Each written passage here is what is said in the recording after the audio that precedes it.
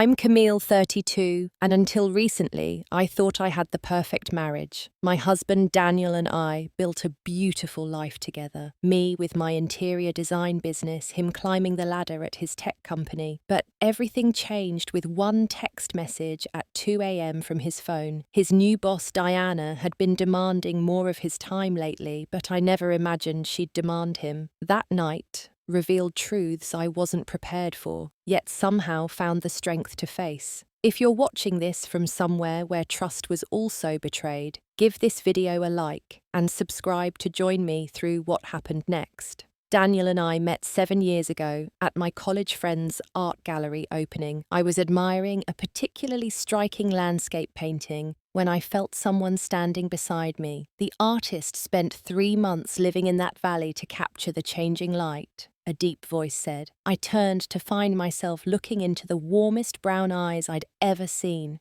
That was Daniel.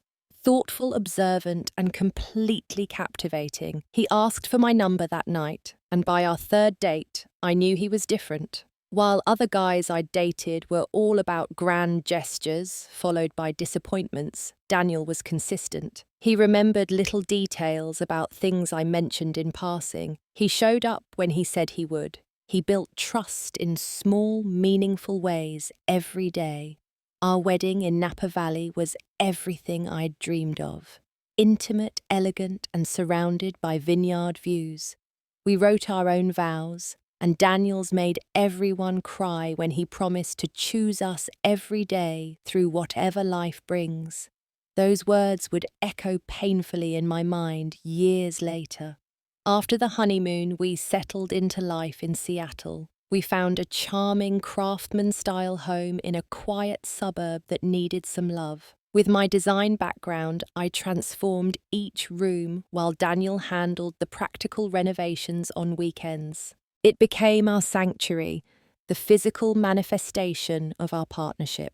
My interior design business was gaining traction with local clients who appreciated my blend of modern aesthetics with comfortable livability. Daniel worked as a software engineer at a mid-sized tech company, enjoying the collaborative culture and reasonable hours. We established routines that anchored our life together. Friday night dinners at our favorite Italian restaurant, Saturday morning hikes in the nearby mountains, Sunday brunches on our deck when weather permitted. We're boring in the best possible way, Daniel would joke, wrapping his arms around me as we watched the sunset from our backyard. I'd never felt so secure, so certain about where my life was heading. The first ripple of change came about 18 months ago. Daniel came home buzzing with news that his company was being acquired by Tech Fusion, a larger corporation known for its innovative products and aggressive growth strategy. This could be huge for us, Cam, he said, his eyes bright with excitement. Better resources, bigger projects, more opportunities for advancement. I was genuinely happy for him. Daniel was brilliant at what he did, and he deserved recognition.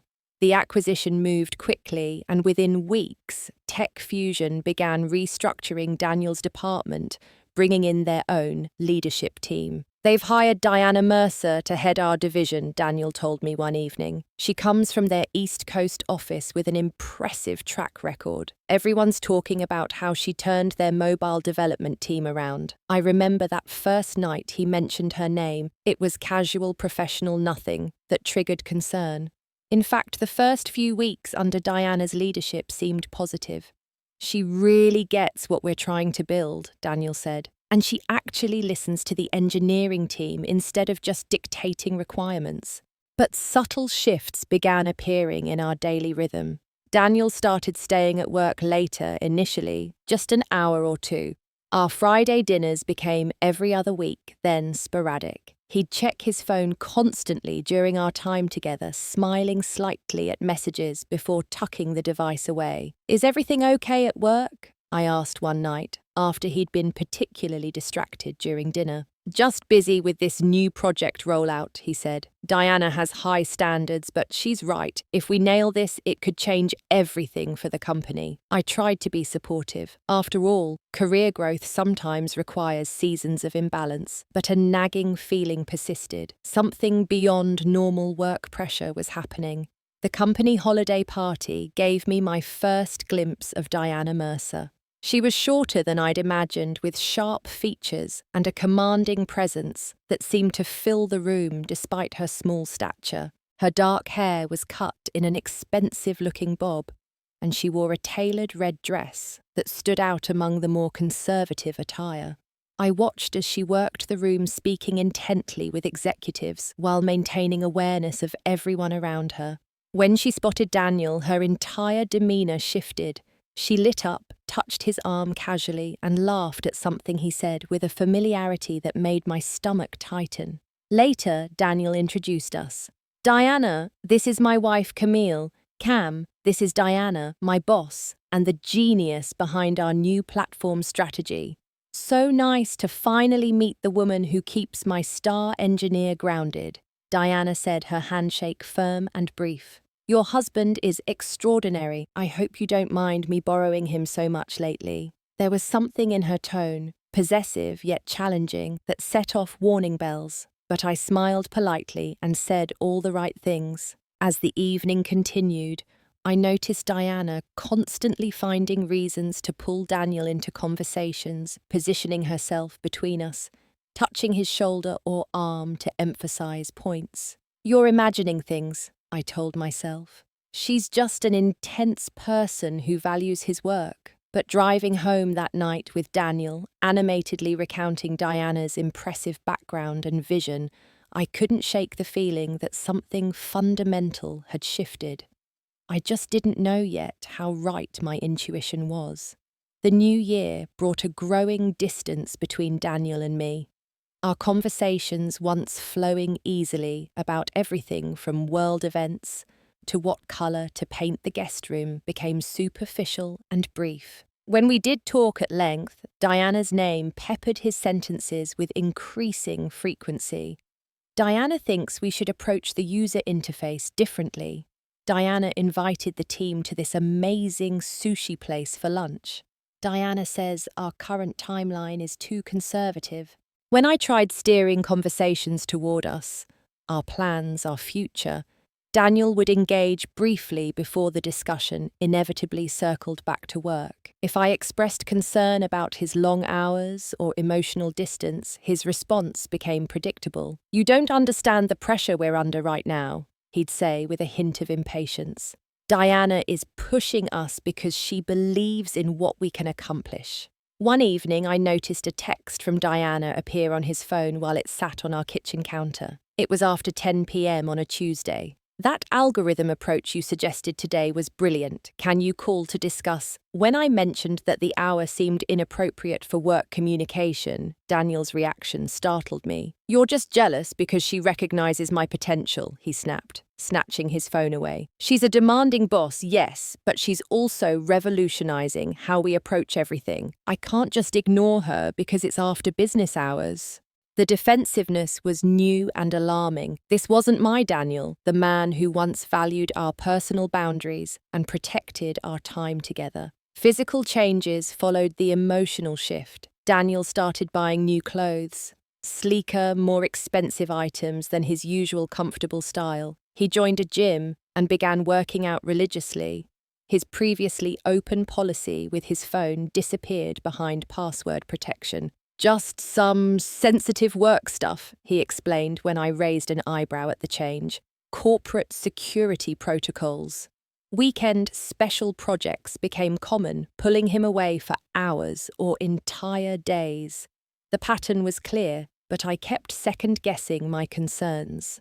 Was I being paranoid, possessive, unsupportive of his career advancement? I called my sister Amanda one afternoon when the doubt became overwhelming. Am I crazy, Manda? Or is something really wrong here? From what you're describing, it does sound concerning, she said carefully.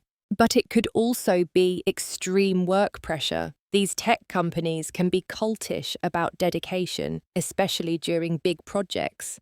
That's what I keep telling myself, I admitted, and I want to be understanding. He's worked so hard to get where he is. Maybe plan something special, Amanda suggested. Get him away from work completely for a weekend to reconnect. I took her advice, booking a weekend at the Coastal Bed and Breakfast, where we'd spent our first anniversary. I presented Daniel with the confirmation details over dinner, excited about the potential reset. "This weekend?" he asked, frowning. "I can't possibly get away right now. Diana needs the prototype functional by Monday, and I'm the only one who fully understands the architecture." The disappointment must have shown clearly on my face because he reached across the table to squeeze my hand. "I promise we'll do something special soon, just not now. The timing is impossible." Cool. Diana's presence in our lives continued growing more intrusive. Daniel began mentioning her in social settings, making our friends exchange uncomfortable glances. "Diana has this theory about investment strategies," he announced during dinner with our longtime friends Jared and Sophia. "She says that most people completely misunderstand market timing." Sophia shot me a questioning look as Daniel launched into Diana's financial philosophy. Later, when the guys stepped outside, she whispered, "Is everything okay with you two? Daniel seems different." I forced a smile. "Just work stress. This new boss has him working crazy hours." "Well, he certainly talks about her a lot," Sophia observed neutrally. The most telling incident came during a rare dinner at home together. Daniel's phone rang and Diana's name flashed on the screen. He immediately stood up, leaving his meal half finished. "Sorry, I need to take this," he said, already walking toward the back door. Through the kitchen window, I watched him pace our backyard, gesturing occasionally, his expression animated, in a way I rarely saw anymore. The call lasted 20 minutes while his food grew cold. I caught fragments when he walked back toward the house. "She doesn't understand what we're building. No, I haven't told her the details. Yes, I'm committed to seeing this through." When he returned to the table, I asked directly, "Was that Diana?" "Yeah, just clarifying some architecture decisions for tomorrow," he said, dismissively, picking up his fork, as though the interruption had been minor. "It sounded more personal than that," I pressed. His expression hardened. "Don't start, Camille. You're hearing what you want to hear. Diana respects my abilities and pushes me to be better. Why is that so difficult for you to accept?" The question hung in the air between us, but I realized he wasn't really looking for my answer. Whatever was happening, Daniel wasn't ready to acknowledge it. Not to me, and perhaps not even to himself. The day that changed everything started ordinarily enough. I was preparing breakfast when Daniel came downstairs with an overnight bag. "What's this?" I asked, gesturing to the bag with my spatula. "Emergency client meeting in Portland," he replied, not quite meeting my eyes. "Just found out this morning. The Westlake project is having integration issues, and Diana wants me there in person." I frowned, setting down the cooking utensil. "When were you planning to tell me?" "I'm telling you now," he said, checking his watch. "It was too last minute to mention earlier. I'll be back tomorrow evening." Something felt off. Daniel had travelled for work before, but he'd always given me advance notice, and typically he drove himself to the airport or took a rideshare. "Do you need a ride to the airport?" I asked. "No need. Diana's picking me up. We're driving down together since she needs to be there too." The doorbell rang precisely at that moment, as though summoned by her name. Diana stood on our porch in a sleek pantsuit, sunglasses perched on her head. She smiled when Daniel opened the door, but the expression didn't reach her eyes when they flicked toward me. "Good morning, Camille," she said, with practiced politeness. "Sorry to steal your husband away on such short notice. Critical situation with a key client." "So I heard," I replied, keeping my voice neutral. "Safe travels." There was something strange in their interaction, a current of unspoken communication that excluded me entirely. Diana's hand lingered on Daniel's arm as she took his bag, their bodies angled toward each other in a way that suggested intimacy beyond professional courtesy. "I'll text you when we arrive," Daniel said, kissing my cheek quickly. The gesture felt hollow performative. I watched them walk to her luxury sedan, Diana already talking intently about something that made Daniel nod seriously. Neither looked back as they drove away. The house felt emptier than usual after they left. I tried focusing on client designs for an upcoming presentation, but my mind kept drifting to Daniel and Diana driving together for hours to Portland. What would they talk about? How would they interact without others watching? I called Daniel around lunchtime. The call went straight to voicemail. I texted a simple, "Hope the drive is going well. Love you." No response came.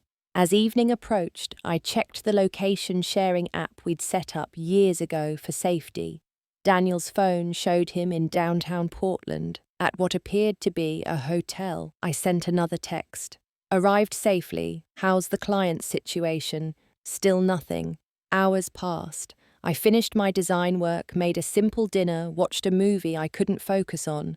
By midnight, I'd called twice more with no answer. This wasn't like Daniel, even with his recent changes. He always checked in during trips. The clock ticked past 1 a.m. I tried to sleep, but found myself staring at the ceiling, racing with possibilities, none of them comforting. I picked up my phone to check for messages one last time before forcing myself to sleep. That's when it came through.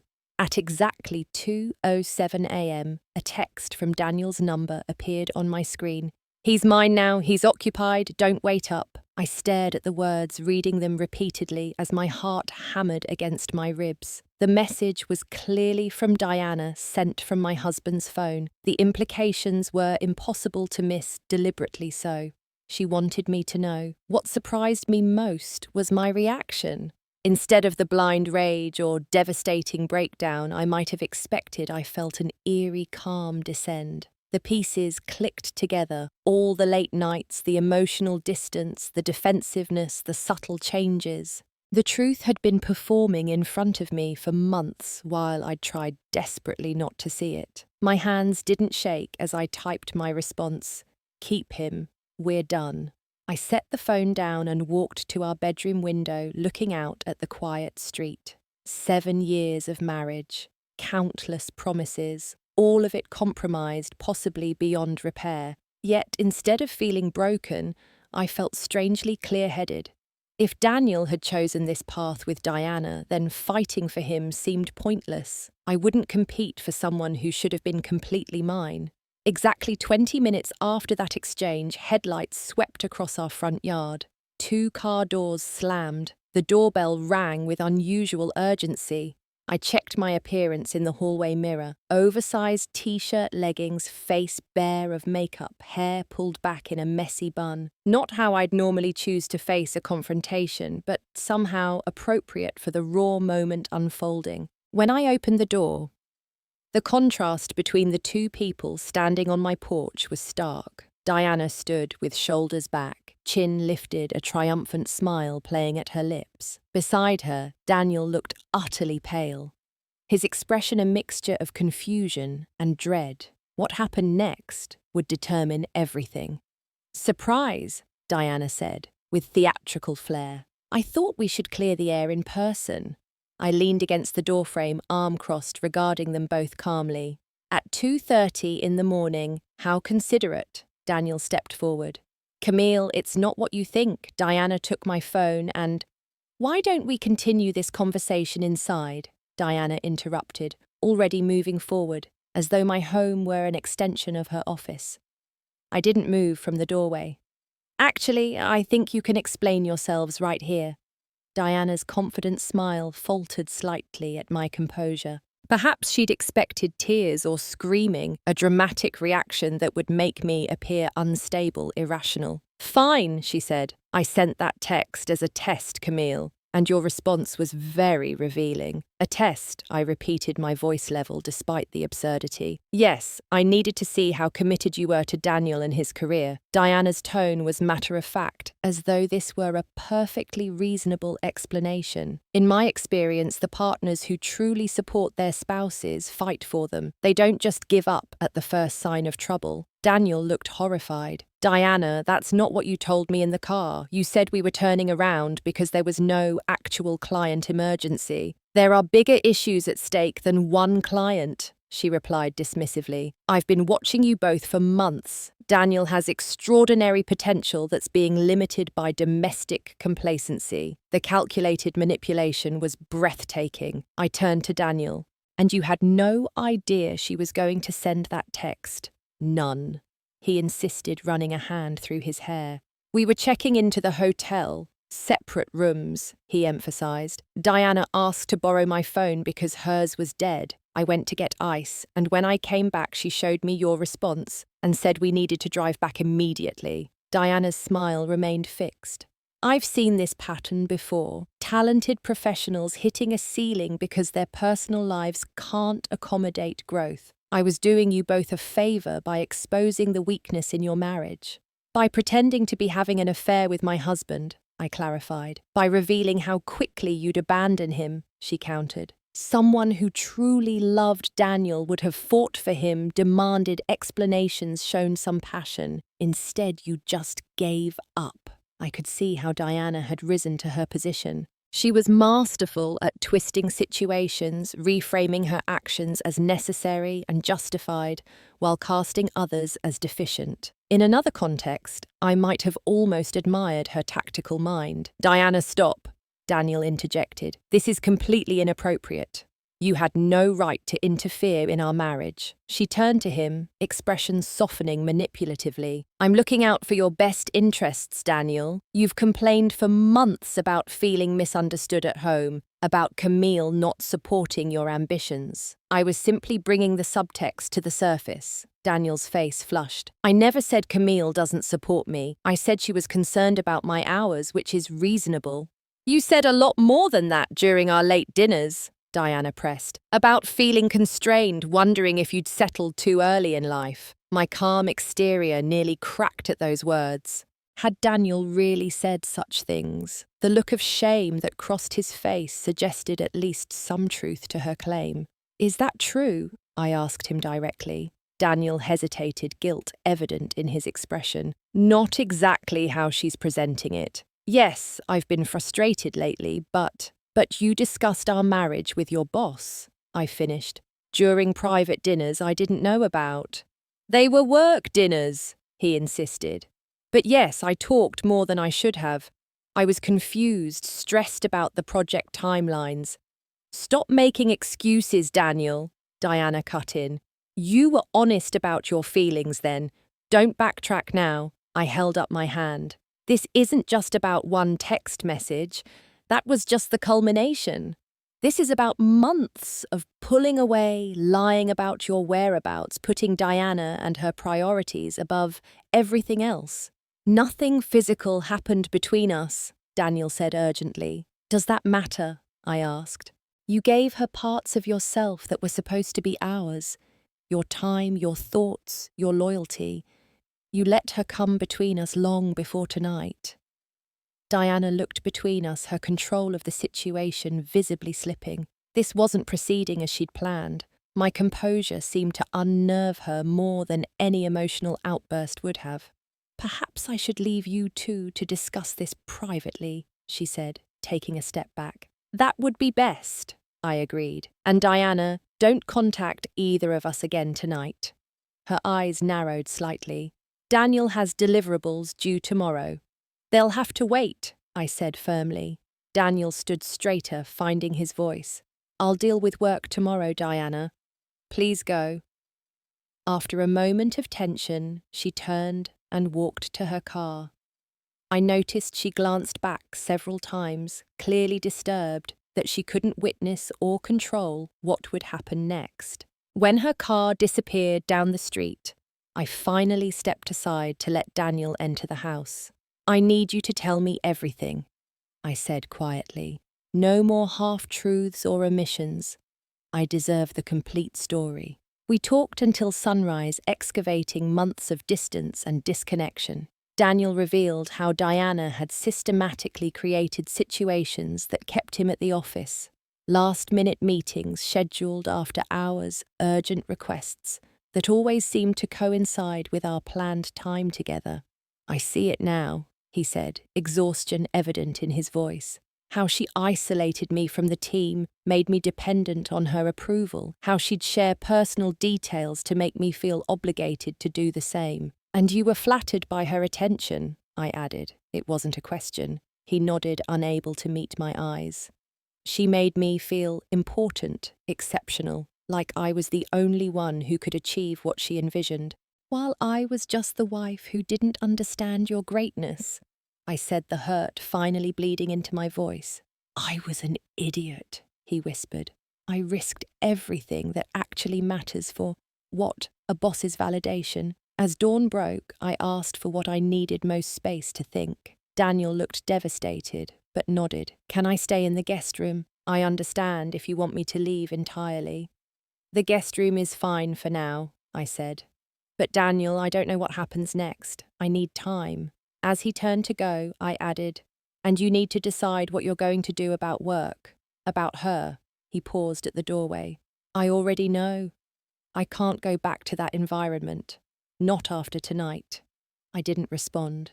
Words felt inadequate for the broken trust between us, and promises seemed hollow in the face of recent history.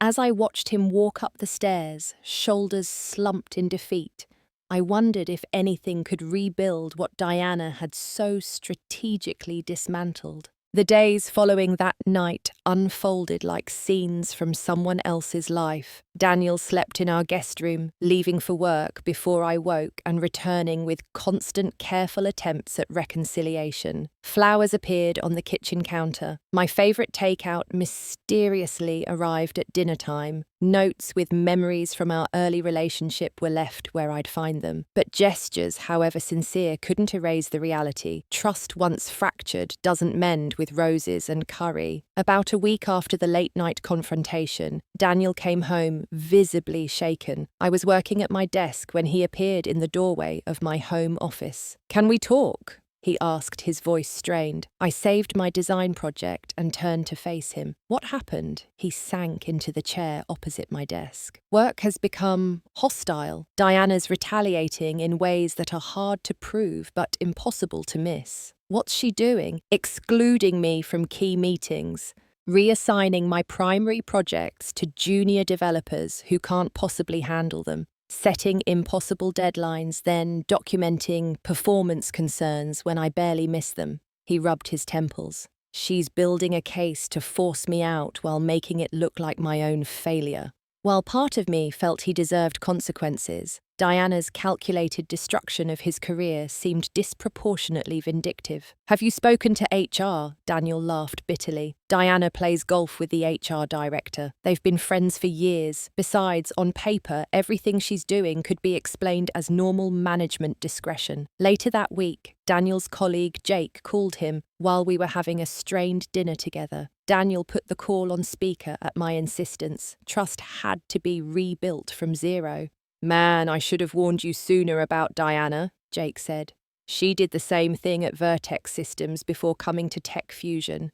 Daniel exchanged a look with me. "What do you mean?" "My cousin worked at Vertex. Diana had a pattern. Identify the most talented male engineers, isolate them from their teams, create intense mentor-mentee relationships that crossed professional boundaries. When they eventually pulled back or someone complained, she'd systematically undermine them until they quit. 2 marriages ended because of her games." "How did she get away with it?" I asked. "She delivers results," Jake said simply. "Executives see the numbers, not the wreckage. Plus, she's careful to keep the worst behavior private or framed as professional development. By the time anyone connects the dots, she's usually moved on to another company." After the call ended, Daniel looked physically ill. "I've been such a fool. All those opportunities she created for me.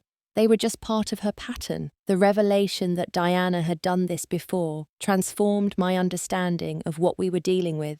This wasn't just about my marriage. It was about a predatory pattern affecting multiple lives and companies. My investigative instincts kicked in. With my design clients, I often had to research deeply to understand their needs beyond what they could articulate. I applied those same skills to Diana Mercer. I spent evenings examining her professional history, connecting dots across her employment timeline. LinkedIn profiles of former colleagues revealed suspicious gaps and sudden company departures that aligned with Diana's career moves. Industry forums contained veiled references to toxic leadership at companies during her tenure. The breakthrough came when I found Megan Diana's former executive assistant at Vertex through a professional organization forum. After some cautious initial messages, Megan agreed to speak with me by phone. "I'm not surprised to hear this story," she said after I explained our situation. "I witnessed Diana destroy 3 promising careers and 2 marriages during my 2 years working for her." "Why didn't anyone stop her?" I asked. "People tried. One engineer filed a formal complaint with extensive documentation. 2 weeks later, he was terminated for sharing confidential information. Diana planted evidence on his company laptop. After that, everyone was too afraid to speak up." Megan shared additional concerning patterns, Diana taking credit for subordinates' work, manipulating project metrics to make herself look better, using company resources for personal gain, and creating organizational chaos that only she could navigate, making herself seemingly indispensable. As I compiled this information, I reached out to an attorney friend for guidance. Meeting at a cafe far from Daniel's workplace, Sophia's husband Robert, an employment lawyer, reviewed what I'd gathered. "This is disturbing but unfortunately not uncommon," he said. "Corporate predators like Diana thrive because they understand power dynamics and create plausible deniability. What are our options?" Daniel could file a hostile workplace complaint, but without others willing to corroborate, it's his word against a highly valued executive. He could resign and seek employment elsewhere, but Diana's influence in the industry might follow him. I stirred my untouched coffee. What about the company's responsibility Tech Fusion is enabling her behavior? If multiple incidents could be documented and presented to leadership above Diana, they might act to protect the company from potential liability. But gathering that evidence without putting anyone else at risk would be challenging. Meanwhile, at home, Daniel and I existed in a limbo of hurt regret and uncertainty. We attended one session with a marriage counselor, which mostly revealed how much work lay ahead if we chose to rebuild. "I don't know if I can trust you again," I admitted during a particularly honest conversation. "Not because I think you'd cheat, but because you let someone else become a priority over us. You shared intimacies with her that belonged to our marriage." "I understand," Daniel said, "and I'll accept whatever you decide about our future, but I want you to know I'm seeing everything clearly now. Diana doesn't matter, you do. Us, this life we built." As he spoke, I realized we were facing 2 separate but connected challenges: healing our marriage and addressing Diana's destructive pattern. One seemed impossible without the other. The decision crystallized one evening while reviewing Megan's detailed timeline of Diana's tactics at Vertex. I couldn't control whether my marriage survived, but I could choose to act with integrity about what I knew. Diana needed to be held accountable, not just for Daniel and me, but for everyone she'd harmed and would harm in the future. "I think I know what we need to do," I told Daniel. "About Diana and Tech Fusion." His eyes met mine with the first spark of real connection we'd had in months. "I'm listening." Our strategy required careful planning and precise execution. With Robert's legal guidance, we began methodically building a case that Tech Fusion's leadership couldn't ignore. First, we needed evidence beyond our personal experience. Daniel reached out to Jake, who connected us with his cousin from Vertex. That introduction led to confidential conversations with 3 other former colleagues who'd experienced or witnessed Diana's manipulation. I was afraid to speak up before one senior developer told us, but knowing others had similar experiences gives me courage. This pattern needs to stop. With their permission, we documented their stories, focusing on professional misconduct rather than personal boundary violations. Robert advised us to emphasize Diana's business impact projects, mismanaged credit, stolen talent, driven away. Next, Daniel discreetly gathered evidence from his own experience. Emails showing Diana taking credit for his solutions. Calendar invitations for one-on-one meetings scheduled at inappropriate hours. Performance reviews that fluctuated wildly based on his personal responsiveness to her demands rather than work quality. We discovered Diana had violated numerous company policies, using corporate funds for client dinners that never involved actual clients manipulating project timelines to create artificial crises, circumventing security protocols by borrowing employees' credentials. The most damning evidence came from an unexpected source. Diana's administrative assistant, Lauren, had been documenting concerning incidents for months, uncertain what to do with the information. When Daniel cautiously approached her, she revealed a detailed log of Diana's misconduct. "She thinks I don't notice or understand what she's doing," Lauren said. "But I see everything, the manipulation, the lies, the destruction." We compiled the evidence into a comprehensive report, careful to present facts without emotional language. Robert reviewed it for legal vulnerability, then helped us identify the appropriate recipients within Tech Fusion's leadership structure. The Chief Operating Officer and General Counsel should receive this simultaneously, he advised. The COO has authority over Diana's division, and the General Counsel will recognize the liability risks immediately. While building our case, we learned Diana was preparing for a major presentation to Tech Fusion's executive team and key investors. She would be showcasing the new platform architecture, work that Daniel had primarily developed but for which she was claiming credit. The timing seemed providential. Diana would be at her most visible and vulnerable simultaneously. The day before her presentation, we executed our plan. Daniel sent the evidence package to the COO and General Counsel with a professional cover letter requesting confidentiality and a formal investigation. I provided a separate statement corroborating the personal aspects of Diana's boundary violations. That evening, Daniel received a call from the General Counsel's office requesting a meeting first thing in the morning before Diana's scheduled presentation. We exchanged a look of nervous hope. The wheels were in motion. The next morning, Daniel dressed with particular care. "Whatever happens today changes everything," he said. I squeezed his hand. "You're doing the right thing, not just for us, but for everyone affected by her behavior." He texted me throughout the morning as events unfolded. The first message was brief. "Meeting with GC and HR Director now. Diana not present." An hour later, they had already started investigating after previous incidents. "Our evidence was the tipping point. They're taking this seriously."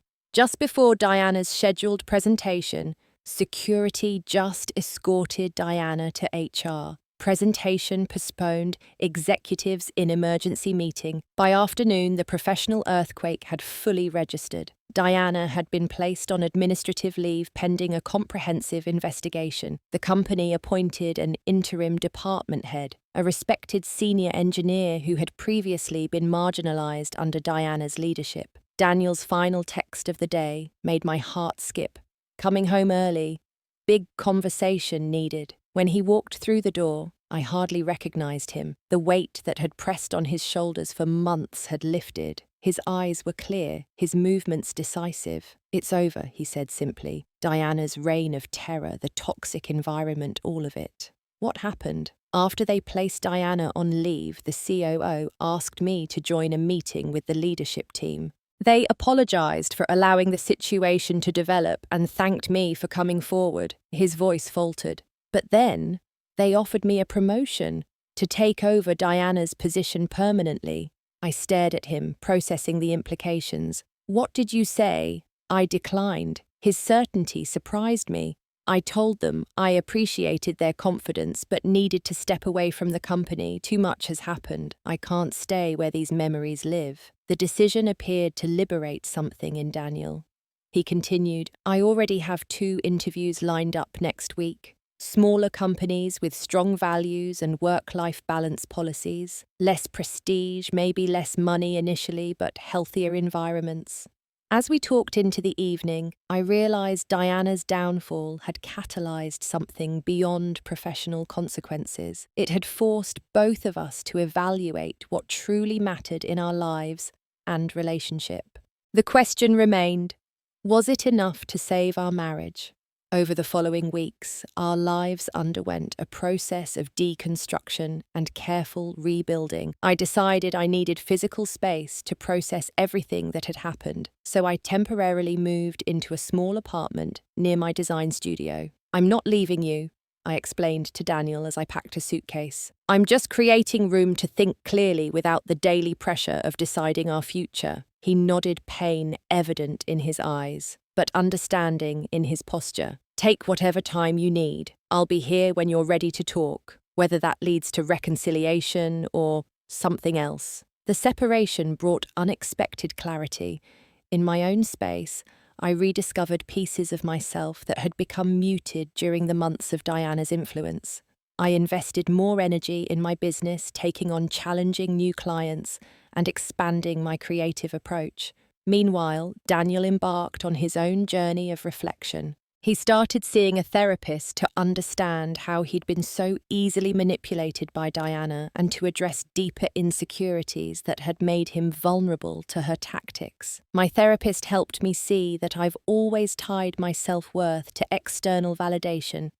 He shared during one of our weekly coffee meetings. Diana exploited that perfectly. She knew exactly when to praise and when to withhold approval to keep me chasing her recognition. Daniel found a position at a smaller tech company founded by a former colleague. The role offered less pressure and more creative input with leadership that explicitly valued work-life balance. We have a no emails after 7 p.m. policy, he told me, a hint of wonder in his voice. The founder has young kids and wants everyone to have full lives outside work. It's like breathing fresh air after being underwater. 3 months into our separation, we began couples counseling with Dr. Marshall, a therapist, specializing in rebuilding trust after betrayal. The sessions were often painful, excavating patterns and assumptions that had weakened our foundation long before Diana appeared. You both experienced a significant breach of trust, Dr. Marshall observed. But interestingly, it wasn't a conventional affair. Diana's intrusion into your marriage was more insidious. She created an emotional affair by proxy, positioning herself as the person who understood and appreciated Daniel in ways Camille supposedly couldn't. Those insights helped me understand that while Daniel had made poor choices, he'd also been a target of sophisticated manipulation. The recognition didn't erase the hurt, but it contextualized it in ways that made forgiveness feel possible. Rebuilding trust isn't a straight line, Dr. Marshall cautioned us. There will be setbacks, moments of doubt, days when the pain feels fresh again. The question is whether you're both committed to moving forward despite those challenges. Daniel never pressured me for a decision about our marriage. Instead, he focused on demonstrating consistency through small daily choices. He maintained transparent communication about his whereabouts and relationships. He prioritized our counseling sessions over work commitments. He respected my boundaries while making it clear he hoped for reconciliation. I'm learning to be worthy of trust again, he told me after a particularly difficult therapy session. Even if we don't find our way back to each other, I never want to be the person who could be pulled away from his commitments again. 6 months after Diana's text message upended our lives, news circulated in the tech community about the formal conclusion of Tech Fusion's investigation. Diana had been terminated with cause, and the company implemented new policies around mentorship relationships and after-hours communications between managers and their reports. Several former employees came forward with similar stories once Diana's protection was removed, revealing a pattern spanning her entire career. The industry publication Tech Weekly ran a feature examining how corporate cultures enable such predatory behavior, using Diana's case as the primary example, while maintaining appropriate anonymity for the victims. Around this time, I felt ready to make decisions about our future. The apartment lease I'd signed for 6 months was ending, forcing the question of whether to renew or return home. After much reflection, I invited Daniel to dinner at a neutral location, a new restaurant neither of us had visited before. "I've been thinking about us," I said after we ordered, "about what happened, what's changed, and what might be possible now." Daniel set down his water glass, giving me his complete attention. "I'm listening." "I believe you've done everything possible to rebuild trust," I said carefully. "And I've done the work to understand my own part in our disconnect before Diana. The question now is whether what we've both learned is enough to create something stronger than what we had before." "And what do you think?" His voice was steady, but I could see the tension in his shoulders. "I think I'd like to come home," I said, not with the expectation that everything is fixed, but with the commitment to continue building something intentional together, something with clearer boundaries and more honest communication. The relief that washed across his face made him look years younger. "I'd like that too, very much." We established new patterns in our reunited life. Regular check-ins about feelings and expectations, technology-free evenings to ensure genuine connection, transparent calendars that respected both our professional commitments and our relationship needs.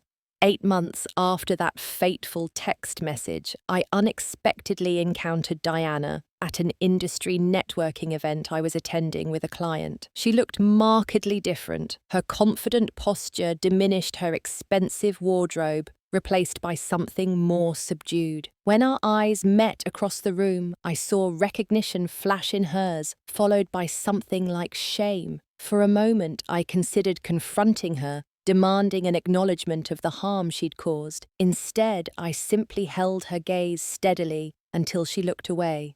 No words were necessary. Diana's power had always depended on others' emotional reactions: anger, insecurity, desire for approval. By remaining calm and unmoved, I demonstrated that she no longer held any influence over my life. As I turned away to rejoin my client, I felt the last tendrils of bitterness release. Diana would have to live with her choices and their consequences. Meanwhile, Daniel and I had reclaimed our story and were writing new chapters with hard-earned wisdom. Looking back now from the perspective of time, I can see that night, that terrible, clarifying 2 a.m. text, as a painful gift. It forced us to confront weaknesses in our relationship that might otherwise have eroded it slowly, imperceptibly, until nothing remained worth saving. The journey of rebuilding taught me truths I carry every day. I learned that intuition deserves respect. Those early warning signals about Diana weren't paranoia, but wisdom, trying to protect what mattered. I discovered that true strength often looks like calm in the face of chaos, not dramatic reactions. I found that holding people accountable isn't about vengeance, but about creating healthy boundaries that protect everyone. Most importantly, I learned that relationships require active tending. Before Diana, Daniel and I had grown comfortable assuming our connection would sustain itself on autopilot, we now understand that love needs regular renewal through conscious choices and clear communication. Daniel found insights of his own through this experience. He recognized his vulnerability to external validation and developed internal metrics for his worth. He learned to balance ambition with values, to measure success beyond professional recognition. He discovered that leadership built on manipulation eventually collapses, while integrity creates sustainable strength. We've created new traditions to replace those that were tainted by Diana's intrusion. Instead of our old Friday night restaurant routine, we now cook ambitious meals together, experimenting with recipes that require partnership and communication. Our weekend hikes expanded to include photography, capturing moments of beauty we might otherwise have missed while rushing towards some destination.